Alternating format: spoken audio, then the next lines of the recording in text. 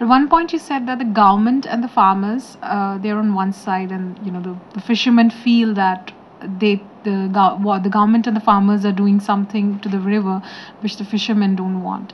So, is there any way in which the fishermen and the farmers are able to bring together their voice for preventing this kind of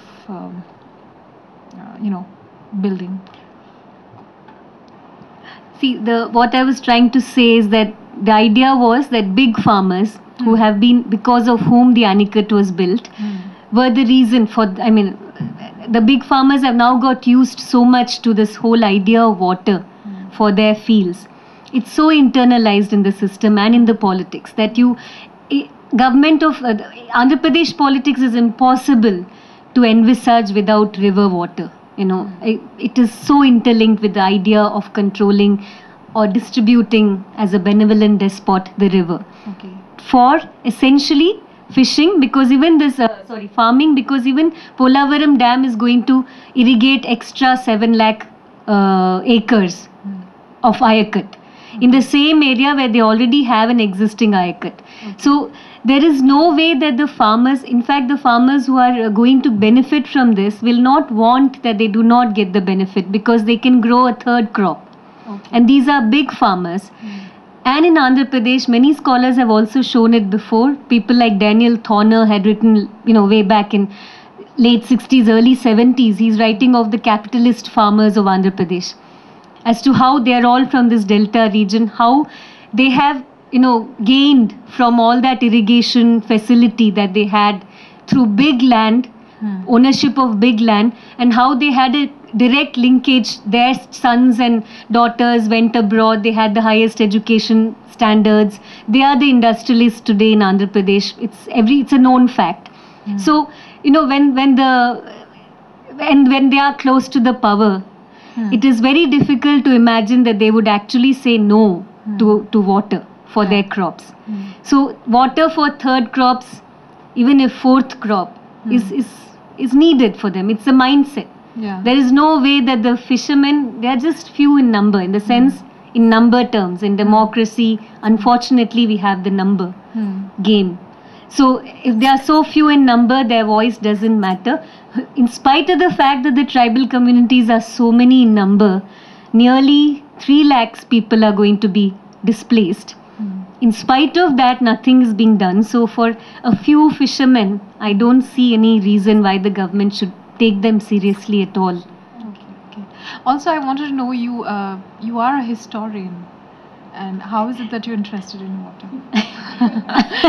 That's why actually. And, and that I must say that, in JNU, we were taught to look at history in a very different manner than what mainstream history is being taught in the country.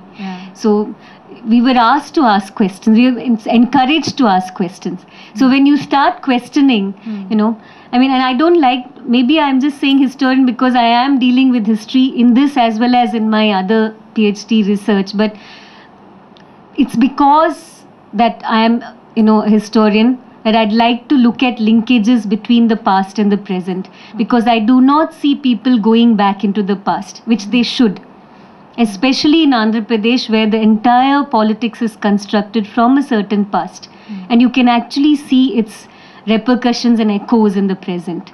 So it's very important, not just for a historian, but for anybody to look at their past and see the linkages in the present.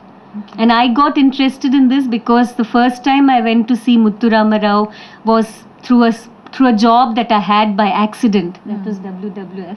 It was sheer accident because I was doing my PhD and I needed a job. But it so happened that part of the job was that I traveled to that particular village in Warangal. They were building the Devadula lift irrigation, and he was one of the people who would be dislocated by that. And it's only when he said that Godavari Ochindi in their conversation that it stuck to my head. I don't know, it just stuck there somewhere. And when the Polavaram discourse started happening in Andhra Pradesh in 2005, I started getting interested in it.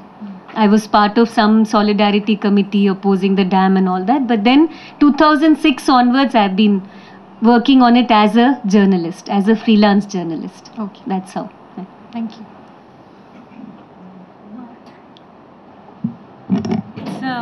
fascinating presentation. And what strikes me is it is impossible not to draw sort of comparisons when at two levels actually.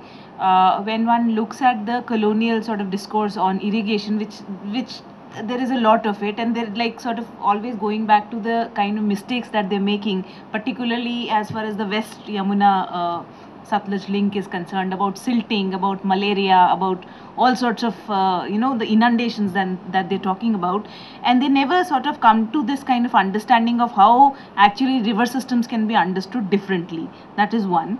The other kind of comparison that sort of I'm totally amazed about is that despite there being such a discourse on it, which is there and which we are aware of,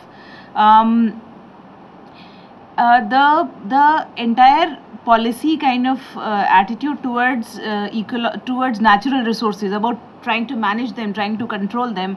I would want to bring in the Indira Gandhi National Canal project, which is about trying to change the face of the desert and the kind of silting it has led to, and the whole Kawas episode as it happened. So I am like completely struck by the fact that it never ever, as far as the policy is concerned, these kinds of historical processes never really form a part of the kind of decisions that we really come to regarding our resources.